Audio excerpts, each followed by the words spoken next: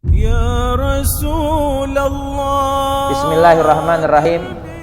Qala masyayikhuna al-mu'allif rahimahullahu taala wa adama nafa bihim wa bi barakati ulumihim wa bina wa bikum fid dharaini amin radhiyallahu anna wa ankum ila an qala Rasulullah sallallahu alaihi wa alihi wasallam idza aradallahu bi abdil khair ajjala lahul uqubata fid dunya wa idza aradallahu bi abdihi syarr amsaka anhu bi dzambih hatta yuwaffa bihi yaumal qiyamah. Rawahu Tabrani an Ammar bin Yasir.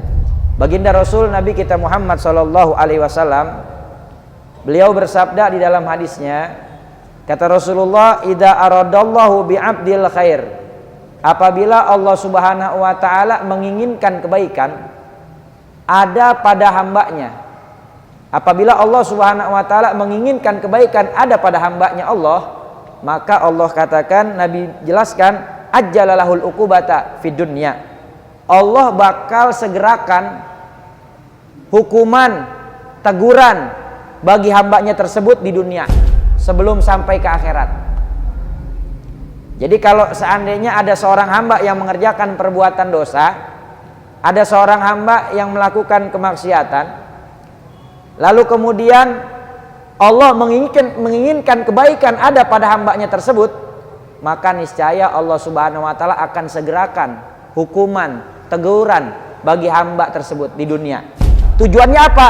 Agar sebelum dia mati, sebelum dia bertemu dengan yaumul qiyamah, nanti dia sudah bertobat terlebih dahulu kepada Allah Subhanahu wa taala. Tapi sebaliknya, kata Rasulullah, wa idza aradallahu bi abdi syarr amsaka anhu bi dzambih. Apabila Allah menginginkan keburukan pada hambanya, maka niscaya Allah Subhanahu wa taala tahan dosa yang dia perbuat.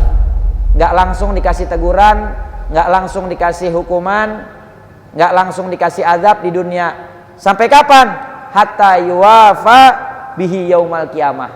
Sampai nanti ketemu hari kiamat baru dia mendapatkan azab dan hukuman dari Allah Subhanahu wa taala.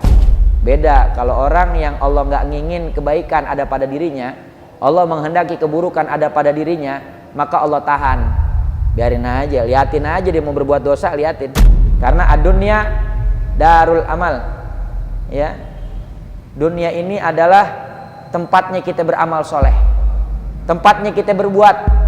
Yang berbuat kebaikan maka mendapatkan pahala yang berlipat dari Allah dan mendapatkan balasan surganya Allah Subhanahu wa taala. Dan siapa orang yang mengerjakan keburukan, maka nanti akan mendapatkan azab dari Allah Subhanahu wa taala. Wal akhiratu darul jaza, dan akhirat adalah tempat pembalasan. Ada satu pertanyaan yang ditanyakan oleh seseorang kepada saya punya guru Al-Habib Umar bin Muhammad bin Salim bin Hafid bin Syekh Abu Bakar bin Salim.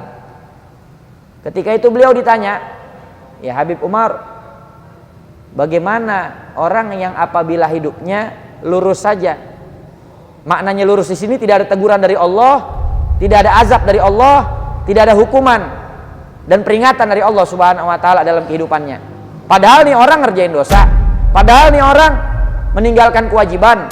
Lalu beliau jawab, berarti tandanya Allah nggak sayang sama tuh hamba.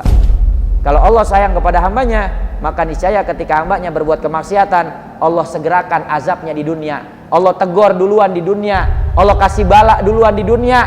Buat apa? Buat menggugurkan dosa yang dia perbuat, dan sehingga dia akan ingat dengan dosanya dan taubat kembali kepada Allah, dan pada hari kiamat mendapatkan kemuliaan.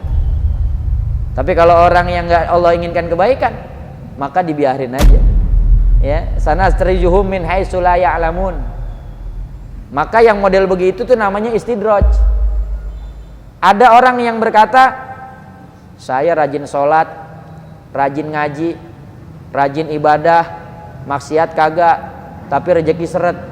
Tetangga gua noh, sholat belentang-belentong, belum lagi yang namanya ngaji nggak pernah, maksiat doyan, tapi rezekinya lancar aja, rumahnya mewah, mobilnya nambah terus, ya bininya hidupnya senang.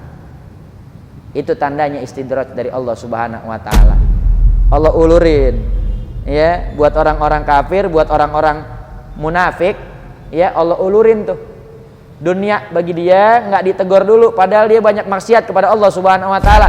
Berarti tandanya apa? Allah nggak menginginkan kebaikan ada pada dirinya, sehingga Allah tunda-tunda, nggak dikasih teguran, nggak dikasih peringatan, nggak dikasih azab sama Allah Subhanahu Wa Taala. Nanti Allah berikan azab balasan baginya di yaumul kiamah. Na'udzubillah min dzalik.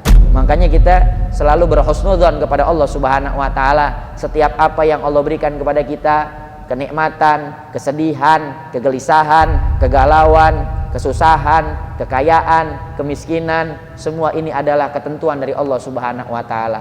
Yang bagi Allah baik, maka bagi kita pasti akan baik. Tapi yang bagi kita baik belum tentu baik bagi Allah Subhanahu Wa Taala. Makanya selalu bersyukur dengan apa yang sudah ditentukan oleh Allah Subhanahu Wa Taala, dan mudah-mudahan kita termasuk hamba-hamba yang selalu Allah inginkan kebaikan ada pada diri kita, sehingga Allah selalu mengingatkan, selalu memberikan kita teguran dikala kita lupa, dikala kita mengerjakan dosa, sehingga kita segera kembali kepada Allah Subhanahu Wa Taala. Amin ya rabbal alamin. Hadis riwayat Imam Tabrani daripada sahabat Ammar bin Yasir.